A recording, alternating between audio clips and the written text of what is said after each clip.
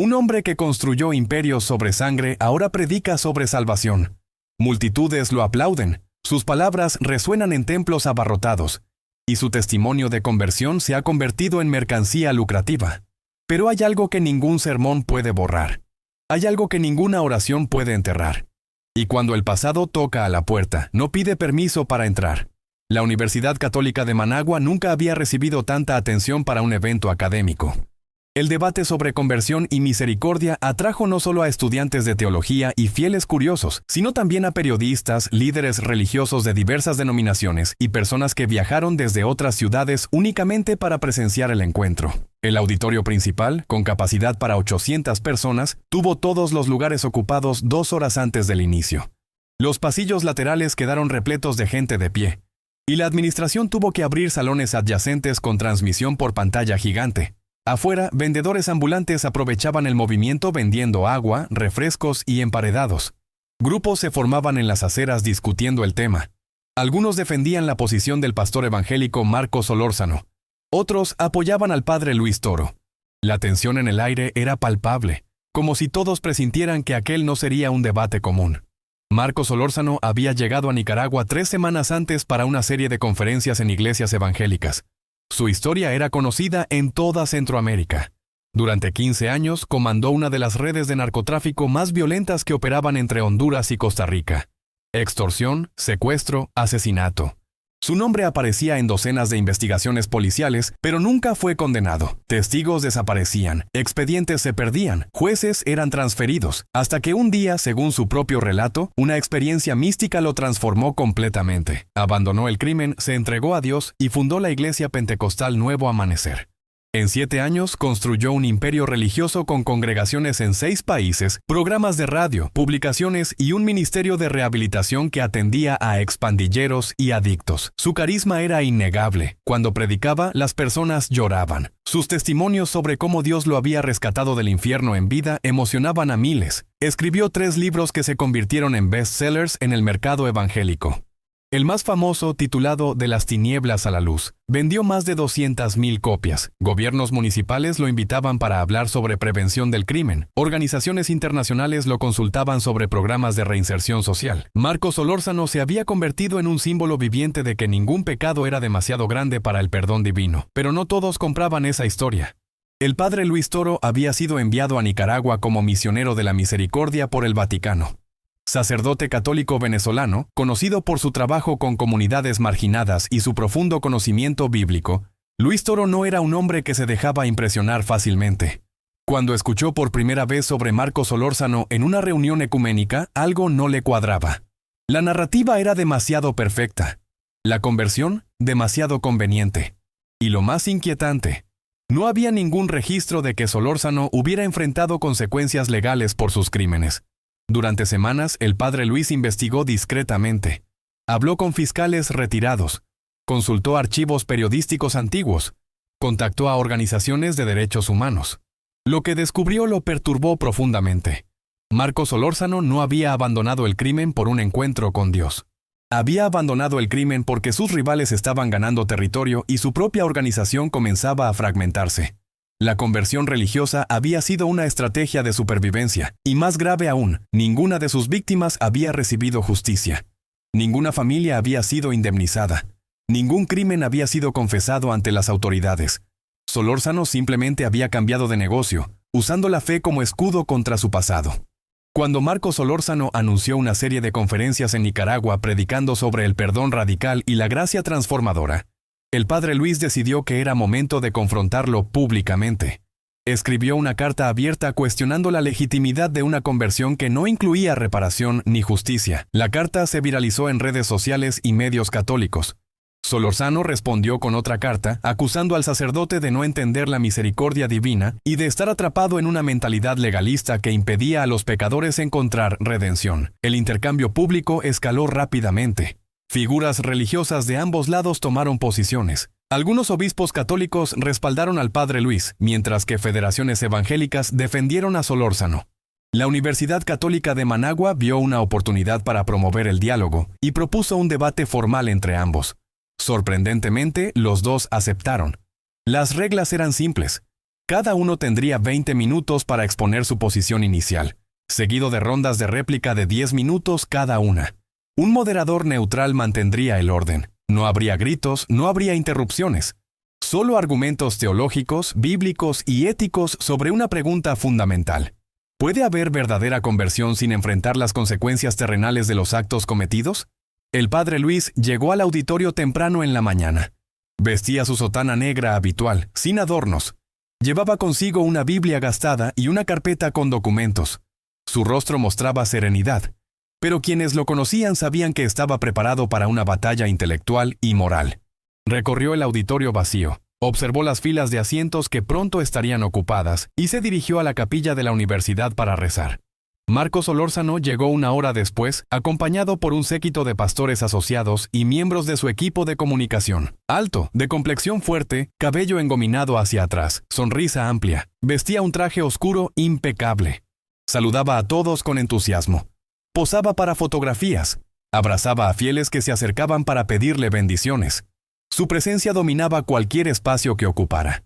Mientras esperaba en el salón reservado para los participantes, revisaba notas en una tableta y conversaba animadamente con sus colaboradores. A las 9 de la mañana, las puertas del auditorio se abrieron oficialmente. La multitud entró en oleadas. Estudiantes universitarios buscaban los mejores lugares. Familias enteras se acomodaban en las filas del medio.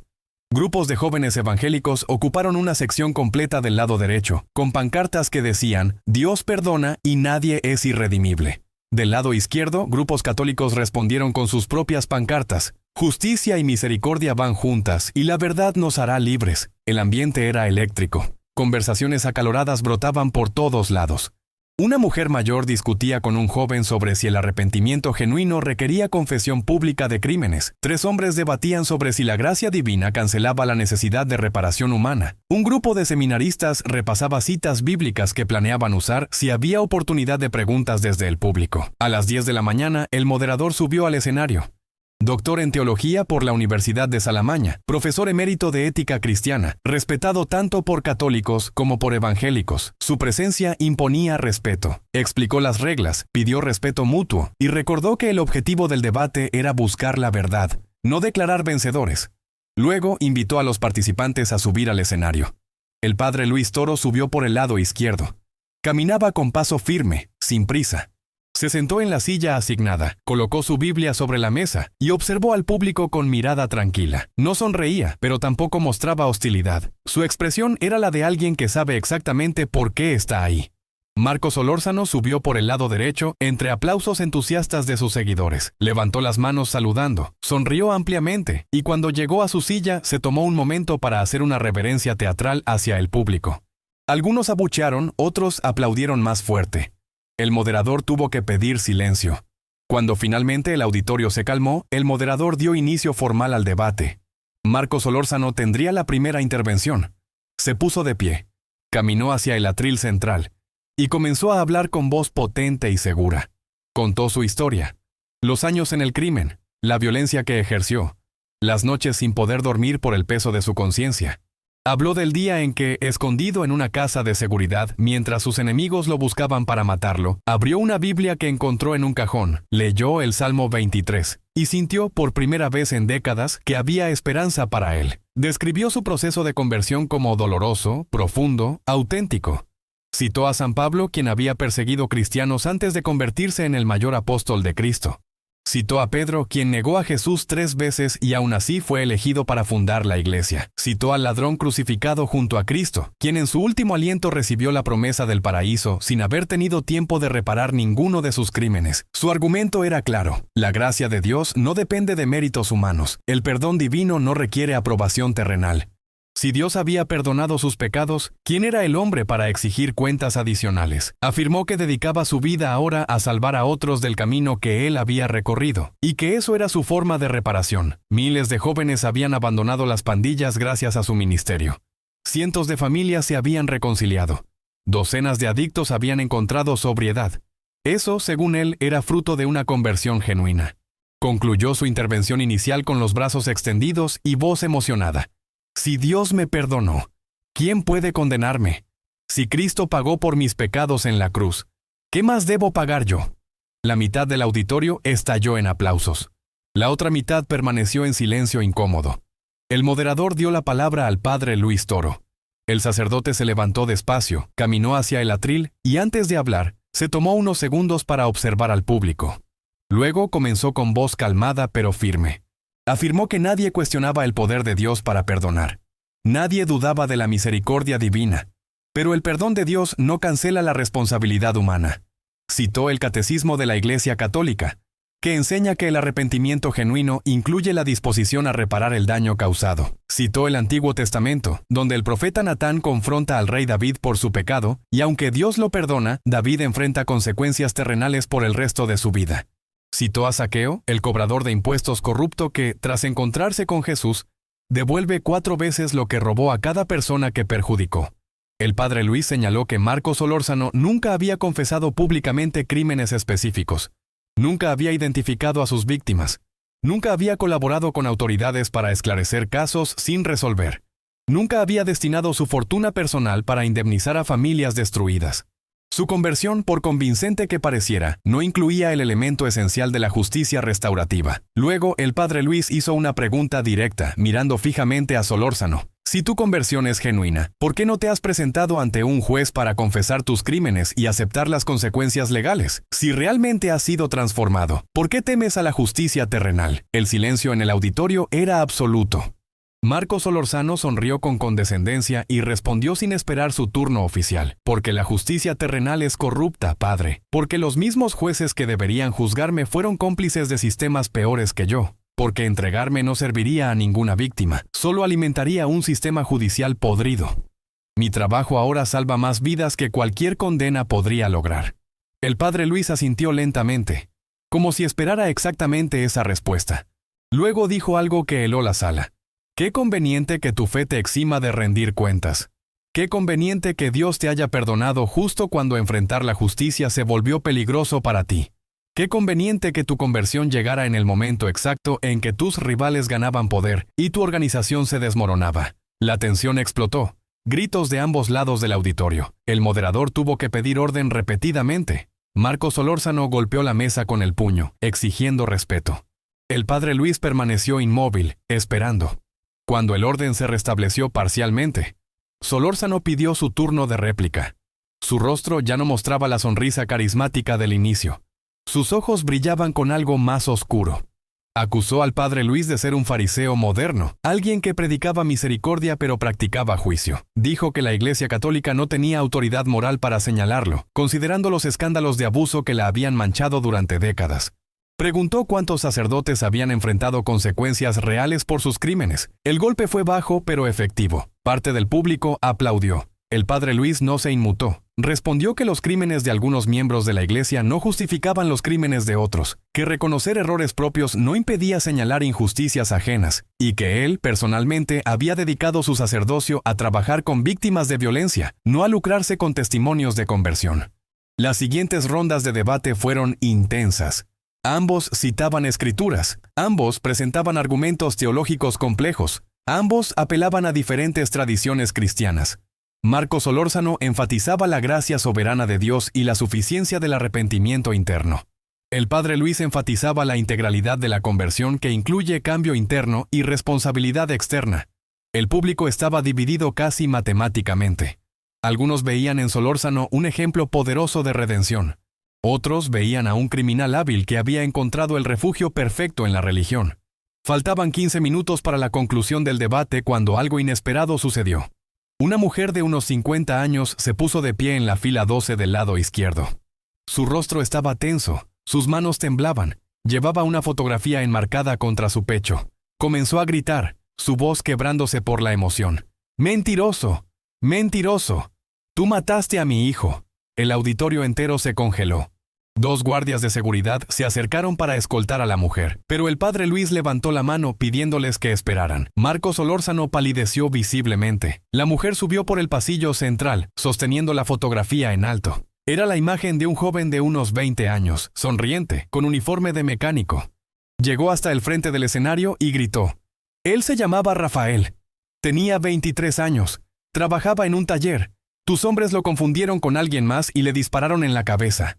Marco Solórzano se puso de pie bruscamente. Su voz salió temblorosa. Señora, yo... Lo lamento profundamente, pero no puedo recordar cada... No puedes recordar, interrumpió ella con furia desgarradora.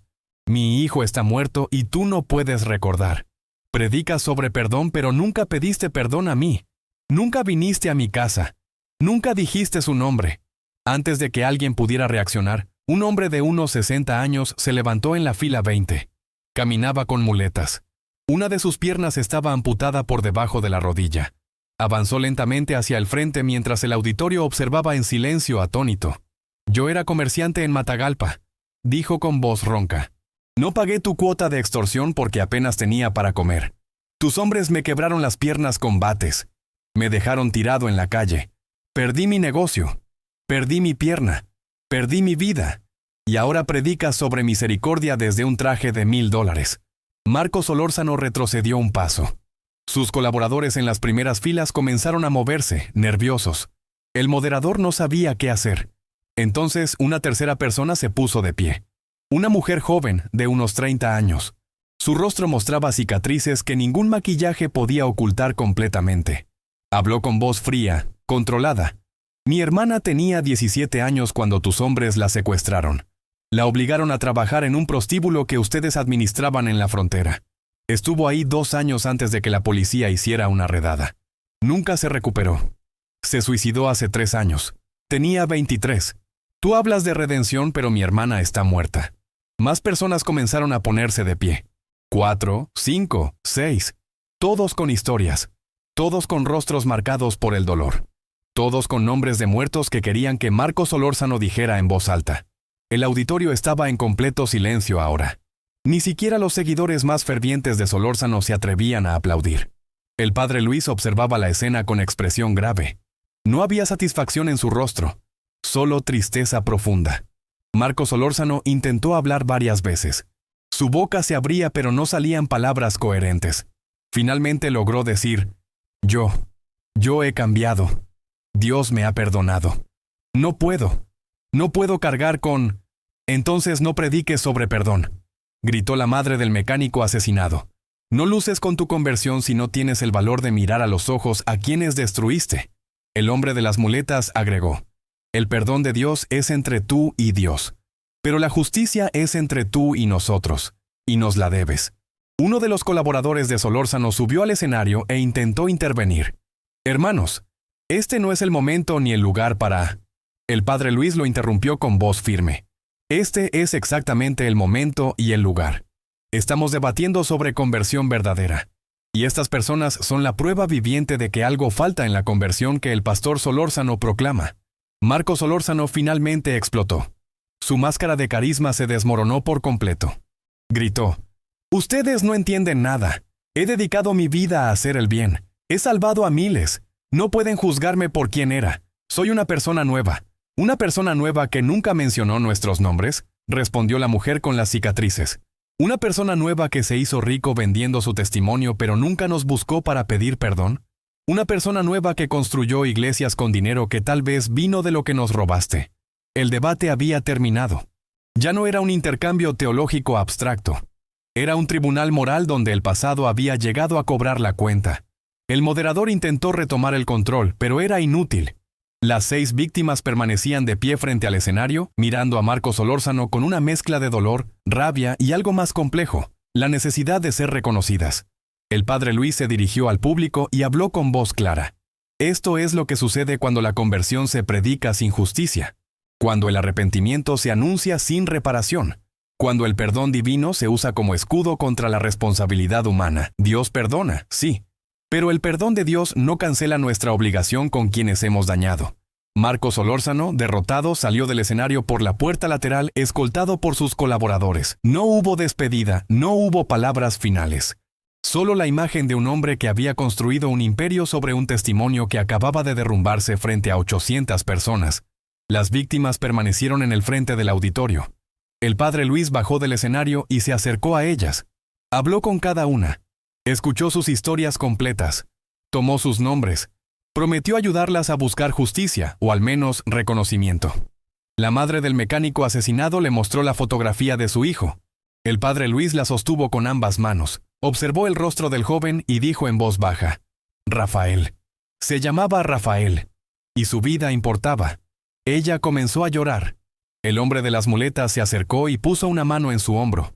El debate había terminado, pero algo más grande había comenzado. Las víctimas habían encontrado voz. El silencio que Marcos Solórzano había comprado con su narrativa de redención se había roto. La noticia del colapso público de Marcos Solórzano en el debate se propagó como incendio en maleza seca. Medios digitales publicaron videos fragmentados del momento en que las víctimas lo confrontaron. Redes sociales explotaron con opiniones divididas. Algunos defendían que el pastor merecía una segunda oportunidad, que Dios ya lo había perdonado y eso era suficiente. Otros exigían que enfrentara consecuencias legales, que devolviera cada centavo ganado con su ministerio, que confesara públicamente cada crimen cometido. Pero algo más profundo estaba sucediendo bajo la superficie del debate público. Las 6 víctimas que se habían levantado en el auditorio no eran casos aislados, eran apenas la punta de una montaña de dolor que Marcos Solórzano había dejado a su paso durante 15 años de violencia organizada. El padre Luis Toro sabía que el debate había abierto una puerta que no podía cerrarse. Esa misma tarde, en su modesta oficina de la parroquia donde residía temporalmente, recibió la primera llamada. Una voz de hombre mayor, temblorosa, preguntando si era verdad que el padre estaba ayudando a víctimas de Solórzano. El padre Luis confirmó que sí. El hombre contó que su hija había sido novia de un miembro de la organización criminal. Cuando intentó terminar la relación, la asesinaron y lo hicieron parecer suicidio. El caso nunca fue investigado adecuadamente porque los policías locales estaban en la nómina de Solórzano. 2 horas después, otra llamada. Una mujer cuyo esposo fue obligado a transportar drogas bajo amenaza de muerte. Cuando fue arrestado, Solórzano no movió un dedo para ayudarlo. El hombre cumplió 8 años de prisión por un delito que cometió coaccionado. Salió destruido. Su matrimonio terminó. Sus hijos lo repudiaron. Al caer la noche, el padre Luis había recibido 17 llamadas, 17 historias, 17 vidas destrozadas por el hombre que ahora predicaba perdón desde púlpitos lujosos. Comprendió que necesitaba ayuda. Contactó a Elena Bermúdez, abogada especializada en derechos humanos que trabajaba para una organización no gubernamental en Managua. Elena había seguido el debate por transmisión y ya estaba preparando un análisis legal sobre la prescripción de delitos que Solórzano podría haber cometido. Cuando el padre Luis le explicó la avalancha de testimonios que estaba recibiendo, Elena supo inmediatamente lo que debían hacer: documentar todo meticulosamente, verificar cada historia, construir un archivo que pudiera servir como base para futuras acciones legales o al menos para establecer un registro histórico de la verdad. Durante los siguientes 5 días, el padre Luis y Elena trabajaron casi sin descanso. Alquilaron una sala en el centro pastoral de la Universidad Católica y la convirtieron en centro de documentación. Instalaron grabadoras, prepararon formularios de testimonio, establecieron protocolos de confidencialidad para proteger a quienes quisieran hablar, pero temían represalias. La convocatoria fue discreta pero efectiva. Pasó de boca en barrios populares, en mercados, en talleres mecánicos. Personas que durante años habían guardado silencio sobre lo que Marcos Solórzano les había hecho, comenzaron a aparecer. Algunos llegaban solos, caminando con paso inseguro como quien entra a territorio enemigo. Otros llegaban en grupos pequeños, familiares que se daban valor mutuamente. El padre Luis los recibía a todos. Escuchaba cada historia con atención completa, sin interrumpir, sin juzgar. Elena tomaba notas, verificaba datos, solicitaba cualquier documento que pudieran tener: reportes policiales archivados, actas de defunción, certificados médicos, fotografías. Las historias se repetían en patrones escalofriantes. Extorsión a pequeños comerciantes que terminaban en la ruina. Asesinatos de competidores disfrazados de ajustes de cuentas entre pandillas. Desapariciones de personas que sabían demasiado. Violencia sexual sistemática contra mujeres vinculadas a miembros de organizaciones rivales. Reclutamiento forzado de adolescentes que no tenían opción real de negarse. Un hombre de 35 años contó que fue obligado a unirse a la organización de Solórzano cuando tenía 16. Lo pusieron a vigilar una esquina. Luego a cobrar cuotas de protección.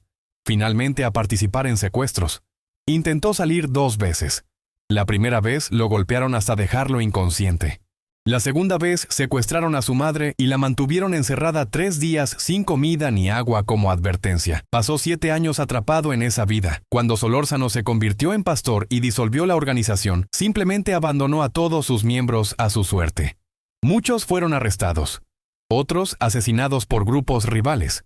Él sobrevivió por casualidad y ahora trabajaba en construcción, pero las pesadillas no lo dejaban dormir. Una anciana de 70 años llegó apoyada en un bastón. Su voz era firme a pesar de su edad. Contó que tenía una tienda de abarrotes en un barrio humilde. Los hombres de Solórzano le exigían 500 córdobas semanales. Ella ganaba apenas 2,000 al mes. Les explicó que no podía pagar. Quemaron su tienda con todo adentro. Perdió el negocio de toda su vida, las medicinas que necesitaba para su diabetes, las fotografías de su difunto esposo. Tuvo que irse a vivir con una hija que apenas podía mantener a sus propios hijos. Cuando vio a Marco Solórzano en televisión hablando sobre misericordia y nueva vida, sintió que su sangre hervía. Un joven de 28 años llegó con su esposa embarazada. Contaron que el hermano menor del joven, de 17 años en ese entonces, fue reclutado forzosamente para servir de campanero en operaciones de tráfico. Una noche, una operación salió mal. Hubo un enfrentamiento con otra banda. El adolescente recibió 3 balazos. Los llevaron a un médico clandestino que no pudo hacer nada. Murió desangrado en el piso de una bodega mientras suplicaba por su madre. Su cuerpo apareció 2 días después en un basurero. El reporte policial decía que había muerto en un ajuste de cuentas entre pandilleros. La familia nunca pudo probar la verdad. Marco Solórzano nunca mencionó ese muchacho en ninguno de sus sermones sobre las vidas que había destruido antes de convertirse. Las historias seguían llegando. Cada testimonio era un ladrillo más en el muro de evidencia que demostraba que la conversión de Marco Solórzano, por muy sincera que pudiera ser en el plano espiritual, había ignorado completamente el plano de la justicia humana y la reparación material. El padre Luis sabía que documentar no era suficiente. Necesitaba que estas voces fueran escuchadas más allá de las paredes de aquella sala. Necesitaba presión pública que obligara a instituciones a actuar. Contactó a periodistas de investigación que habían cubierto temas de crimen organizado. Les ofreció acceso a los testimonios, con autorización de las víctimas, bajo condición de proteger identidades cuando fuera necesario. 3 medios aceptaron. Comenzaron a publicar reportajes detallados, entrevistas con víctimas cuyas caras estaban pixeladas pero cuyas voces transmitían dolor auténtico, documentos que mostraban la extensión de la red criminal que Solórzano había comandado. Análisis forense de casos archivados que nunca fueron investigados adecuadamente. La presión comenzó a crecer. Organizaciones de derechos humanos internacionales empezaron a prestar atención. La Comisión Interamericana de Derechos Humanos solicitó información. Legisladores de la Asamblea Nacional enfrentaron preguntas incómodas sobre por qué tantos casos vinculados a Solórzano habían prescrito sin investigación seria. Marco Solórzano respondió con una estrategia doble. Públicamente emitió un comunicado expresando tristeza por el dolor de las víctimas y ofreciendo reunirse con ellas en privado para pedir perdón personalmente. Privadamente, sus abogados comenzaron a enviar cartas de cese y desista a medios que publicaban los reportajes, amenazando con demandas por difamación. El padre Luis recibió una de esas cartas, la leyó con calma y la archivó sin responder. No había difamado a nadie, había documentado testimonios verificables. Si Solórzano quería demandar, que lo hiciera. Un juicio público solo daría más visibilidad al caso. Pero Solórzano no demandó. En cambio, intensificó su campaña mediática. Publicó videos emocionales donde lloraba pidiendo perdón genérico a cualquiera que hubiera lastimado. Organizó eventos de oración masiva donde miles de fieles pedían por su protección contra ataques del enemigo. Movilizó a líderes evangélicos influyentes para que lo defendieran públicamente, argumentando que estaba siendo perseguido por su fe. La narrativa se polarizó aún más. Para sus seguidores, Marco Solórzano era un mártir moderno, atacado por fuerzas que no entendían la gracia transformadora. Para sus críticos era un manipulador hábil, usando la religión como escudo contra la justicia. El padre Luis se mantuvo firme. Continuó recibiendo testimonios, continuó documentando, continuó apoyando a las víctimas, pero sabía que necesitaba algo más. Necesitaba un momento que cristalizara todo lo que estaba en juego, que hiciera imposible seguir ignorando la contradicción entre el mensaje de Solórzano y su renuencia a enfrentar consecuencias reales. Ese momento llegó 14 días después del debate inicial. Elena Bermúdez recibió información de una fuente anónima. Un ex contador de la organización criminal de Solórzano, ahora refugiado en Costa Rica, había guardado copias de registros financieros, no solo de las operaciones ilegales, que obviamente no reportaban a ninguna autoridad, sino de los primeros años del ministerio religioso de Solórzano. Los números mostraban algo perturbador. Gran parte del capital semilla que fundó la Iglesia Pentecostal Nuevo Amanecer provenía directamente de cuentas que habían sido alimentadas por actividades criminales. Dinero de extorsión, secuestro y narcotráfico había sido lavado a través de donaciones aparentemente legítimas que permitieron comprar terrenos, construir templos, financiar programas de radio. Marcos Solórzano no solo había evadido la justicia por sus crímenes, había construido su imperio religioso con el producto de esos mismos crímenes. Elena verificó los documentos meticulosamente. Eran auténticos. Mostró todo al padre Luis. Él comprendió inmediatamente la gravedad de lo que tenían en manos. Esto no era solo una cuestión de perdón versus justicia, era una cuestión de fraude sistemático disfrazado de obra religiosa. Decidieron publicar los hallazgos pero de manera estratégica. Convocaron una conferencia de prensa en la Universidad Católica de Managua. Invitaron a todos los medios nacionales e internacionales. El padre Luis sería el vocero principal, acompañado por Elena y 3 de las víctimas que habían testificado y estaban dispuestas a hablar públicamente con sus rostros visibles. La conferencia fue convocada para las 10 de la mañana de un martes. La sala de prensa de la universidad se llenó completamente. Periodistas, activistas, líderes religiosos, curiosos. También estaban presentes varios pastores asociados a Marcos Solórzano, enviados claramente para monitorear lo que se diría. El padre Luis subió al estrado junto con Elena y las 3 víctimas. La madre del mecánico asesinado, el hombre de las muletas y la mujer cuya hermana había sido forzada a la prostitución. Comenzó con voz serena pero firme. Explicó el proceso de documentación que habían llevado a cabo. Mencionó que habían recogido 43 testimonios verificados de víctimas directas de la organización criminal que Marcos Solórzano comandó. Detalló patrones de violencia, extorsión, asesinato. Luego llegó al punto central. La evidencia financiera que mostraba cómo el ministerio religioso de Solórzano había sido fundado con dinero manchado de sangre. Proyectó en pantalla documentos redactados para proteger información sensible, pero suficientemente claros para demostrar el flujo de capital ilícito hacia cuentas que luego financiaron la compra de propiedades registradas a nombre de la iglesia. Mostró transferencias, fechas, montos, todo estaba ahí. El padre Luis concluyó su intervención con una declaración que resonó en toda la sala. No cuestionamos si Dios ha perdonado a Marcos Solórzano. Eso es entre él y su creador. Cuestionamos si un hombre puede predicar honestamente sobre conversión mientras retiene beneficios materiales obtenidos mediante crímenes no reparados. Cuestionamos si una iglesia puede llamarse legítima cuando fue construida con dinero robado a los pobres, extorsionado a comerciantes humildes y manchado con la sangre de inocentes. Luego se dio la palabra a las víctimas. La madre del mecánico asesinado habló primero. Su voz temblaba pero no se quebró. Mi hijo Rafael trabajaba 12 horas diarias para ayudarme con los gastos de la casa. Soñaba con abrir su propio taller algún día. Lo mataron por error, porque alguien confundió su motocicleta con la de otra persona. Marcos Solórzano nunca dijo su nombre. Nunca me buscó. Nunca me ofreció ayuda. Pero construyó templos lujosos con dinero que tal vez vino de la misma operación que mató a mi hijo. ¿Eso es conversión? ¿Eso es misericordia? El hombre de las muletas habló segundo. Yo vendía frutas y verduras en un mercado. Ganaba apenas para comer. Los hombres de Solórzano me exigían dinero que no tenía. Me rompieron las piernas. Perdí mi negocio, perdí mi salud, perdí mi dignidad. Pasé años mendigando en las calles antes de que una organización caritativa me ayudara. Mientras yo sufría, Solórzano estaba comprando terrenos para sus iglesias. Con mi dinero, con el dinero de cientos como yo. Y ahora dice que Dios lo perdonó.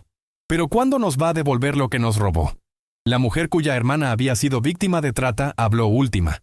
Mi hermana tenía toda la vida por delante. La destruyeron. La obligaron a hacer cosas que la rompieron por dentro. Cuando finalmente fue rescatada, nunca pudo recuperarse. Se quitó la vida porque el dolor era insoportable. Marcos Solórzano se enriqueció con el sufrimiento de mujeres como mi hermana. Y ahora habla de redención. ¿Dónde está la redención para ella? ¿Dónde está la justicia para las decenas de mujeres que pasaron por lo mismo? El silencio en la sala era sepulcral. Varios periodistas tenían lágrimas en los ojos. Algunos de los pastores enviados por Solórzano se habían retirado discretamente. Elena tomó la palabra para explicar los aspectos legales. Detalló que aunque muchos de los crímenes directos habían prescrito, el uso de dinero ilícito para fundar organizaciones religiosas podría constituir lavado de activos, un delito que en algunos casos aún estaba dentro del plazo de prescripción. Anunció que presentarían una denuncia formal ante la Fiscalía, solicitando investigación completa de los orígenes del patrimonio de la Iglesia Pentecostal Nuevo Amanecer. Las preguntas de los periodistas fueron intensas. Alguien preguntó si no temían represalias. El padre Luis respondió que la verdad no necesita protección de mentiras, solo necesita ser dicha. Otro preguntó si esperaban que Solórzano enfrentara prisión. Elena respondió que su objetivo no era venganza, sino justicia, y que eso podía tomar muchas formas: investigación criminal, reparación a víctimas o simplemente establecimiento público de la verdad. Un periodista evangélico, claramente simpatizante de Solórzano, preguntó si no estaban destruyendo el trabajo legítimo que el pastor hacía ahora ayudando a expandilleros y adictos. El padre Luis respondió con una pregunta: ¿puede un trabajo considerarse legítimo si está financiado con dinero robado? ¿Puede llamarse caridad ayudar a algunos mientras se ignora completamente a aquellos que fueron directamente perjudicados para obtener los recursos? La conferencia de prensa duró 2 horas. Cuando terminó, los videos ya estaban circulando en redes sociales. Noticieros de toda Centroamérica recogieron la historia. Medios internacionales comenzaron a prestar atención. Marco Solórzano guardó silencio durante 24 horas. Luego publicó un video en sus redes sociales. Lucía demacrado, sin el brillo habitual en sus ojos. Habló durante 15 minutos. Admitió que algunos del dinero que había usado para fundar su ministerio provenía de su vida anterior. Argumentó que lo había hecho creyendo que estaba redimiendo ese dinero al usarlo para propósitos sagrados. Negó cualquier intención de lavar activos o defraudar a nadie. Insistió en que su conversión era genuina y que su trabajo había salvado vidas reales, pero luego dijo algo que sorprendió a muchos. Anunció que estaba dispuesto a someterse a una auditoría completa de todas las finanzas de su iglesia, que entregaría documentación a las autoridades, que cooperaría con cualquier investigación y que establecería un fondo de reparación para víctimas documentadas de su pasado criminal, financiado con sus activos personales. Era un movimiento calculado. Sabía que la presión era insostenible, pero al ofrecerse voluntariamente a cooperar, mantenía cierto control de la narrativa. Podía presentarse como alguien que, aunque imperfecto, estaba dispuesto a hacer lo correcto ahora que la verdad salía a la luz. El padre Luis recibió el anuncio con cautela. No era suficiente, pero era algo. Declaró públicamente que vigilarían de cerca para asegurarse de que las promesas se cumplieran, que las víctimas merecían más que palabras. Durante las siguientes 2 semanas la tensión fue extrema. Fiscales comenzaron a revisar documentos, expertos forenses analizaban registros financieros, víctimas presentaban reclamaciones formales. El caso se convirtió en el tema dominante en medios nacionales. Y entonces llegó el momento del ápice, el punto de quiebre que nadie anticipó. Una mañana, el padre Luis recibió una llamada de un número desconocido. La voz al otro lado era de Marco Solórzano. Hablaba en voz baja, casi susurrando. Quería reunirse en privado, sin abogados, sin prensa, sin mediadores, solo ellos dos. El padre Luis aceptó, pero bajo condiciones. La reunión sería en terreno neutral, en una capilla pequeña en las afueras de Managua, con Elena presente como testigo pero sin participar. Solórzano aceptó. Se encontraron al atardecer. La capilla era humilde, con bancas de madera desgastadas y un crucifijo simple en el altar. Marco Solórzano llegó solo, sin su séquito habitual. Vestía ropa casual, sin el traje impecable de siempre. Lucía años más viejo que en el debate de semanas atrás. Se sentaron frente a frente en la primera fila de bancas. Elena se ubicó discretamente al fondo. Solórzano habló primero. Su voz había perdido toda la seguridad carismática. Padre, no sé si me va a creer, pero mi conversión fue real. El día que abrí esa Biblia y leí aquel salmo, algo cambió en mí. Sentí que Dios me estaba dando una oportunidad que no merecía. Y la tomé. Dejé todo. Dejé el poder, dejé el miedo, dejé la violencia. El padre Luis lo observaba sin interrumpir. Solórzano continuó. Pero usted tiene razón. Dejé todo excepto las consecuencias. Me dije a mí mismo que mi trabajo salvando vidas era suficiente reparación. Me convencí de que Dios me había perdonado, y eso era lo único que importaba. Pero cada vez que veía a una madre llorando en mis cultos, pensaba en las madres que lloraron por culpa mía. Cada vez que un joven me agradecía por salvarlo de las pandillas, pensaba en los jóvenes que yo recluté o mandé matar. Hizo una pausa larga. Sus manos temblaban ligeramente. No puedo devolver las vidas que quité. No puedo borrar el dolor que causé. Pero puedo hacer algo que he evitado por cobardía. Puedo decir la verdad completa. Puedo nombrar a cada persona que recuerde haber dañado. Puedo entregarme a las autoridades y enfrentar lo que venga. Puedo usar todo mi dinero para reparar lo reparable. El padre Luis finalmente habló. ¿Por qué ahora? ¿Por qué no hace 3 semanas o 3 años? Solórzano bajó la mirada. Porque tenía miedo. Miedo de perder todo lo que había construido. Miedo de que mi conversión fuera vista como fraude si admitía que usé dinero sucio. Miedo de ir a prisión. Miedo de que mi familia sufriera. Pero estos días he entendido algo. El miedo es lo que me mantuvo en el crimen. Y si sigo dejando que el miedo guíe mis decisiones, entonces realmente no he cambiado nada. Se puso de pie y caminó hacia el crucifijo. Lo observó en silencio por un largo momento. Luego se volvió hacia el Padre Luis. Cristo cargó su cruz. No pidió que se la quitaran. No negoció una cruz más liviana. La cargó hasta el final. Yo he estado predicando sobre seguir a Cristo mientras evitaba cargar mi propia cruz. Eso termina ahora. El Padre Luis se puso de pie también. Caminó hasta quedar frente a Solórzano. Lo miró a los ojos por primera vez con algo que no era confrontación sino reconocimiento. Si hace esto, no será fácil. Enfrentará juicios, tal vez prisión. Perderá seguidores, perderá prestigio, su familia sufrirá. Pero ganará algo que ningún sermón puede dar: integridad. Solórzano asintió. Necesito que me ayude, padre. No sé cómo hacer esto. No sé por dónde empezar. El Padre Luis extendió su mano. Solórzano la tomó. Empezamos con la verdad. Toda la verdad. Y luego vemos qué justicia es posible, qué reparación es posible, qué sanación es posible. Permanecieron así. Dos hombres que habían sido adversarios públicos, ahora unidos por un propósito común.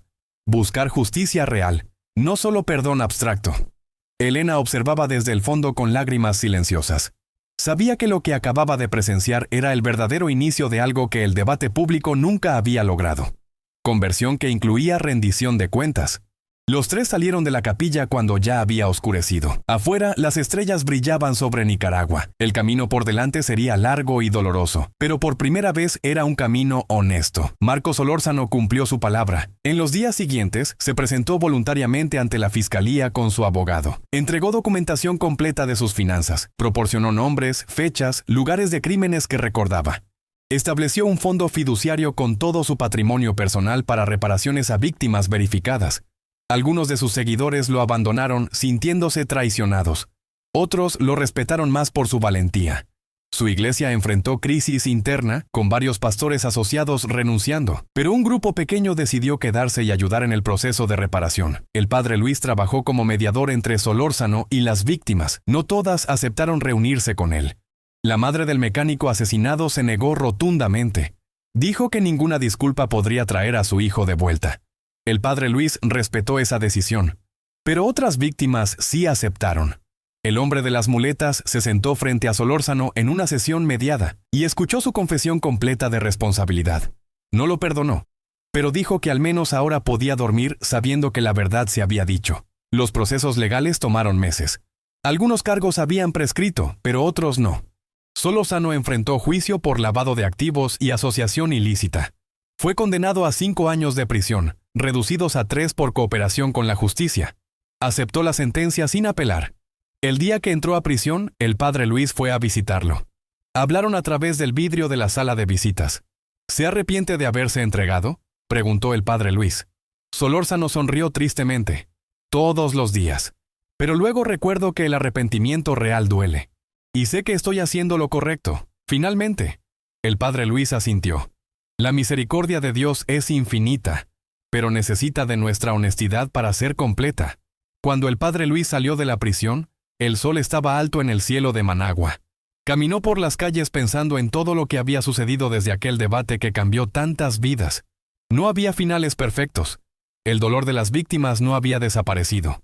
La justicia lograda era parcial e imperfecta. Pero algo esencial había ocurrido. La verdad había sido dicha. La responsabilidad había sido asumida, y el camino hacia la sanación, aunque largo, finalmente había comenzado. Esa noche, en su oficina, el Padre Luis escribió en su diario personal: «Hoy entendí más profundamente que nunca que el perdón de Dios no nos exime de nuestras responsabilidades humanas. Nos da la fuerza para enfrentarlas. La verdadera conversión no huye de la justicia. La abraza, por dolorosa que sea. Porque solo en el encuentro honesto con las consecuencias de nuestros actos podemos encontrar redención genuina». Cerró el diario y apagó la luz. Afuera, Nicaragua dormía. Y en algún lugar, 43 víctimas dormían también. Tal vez un poco más tranquilas, sabiendo que sus voces finalmente habían sido escuchadas.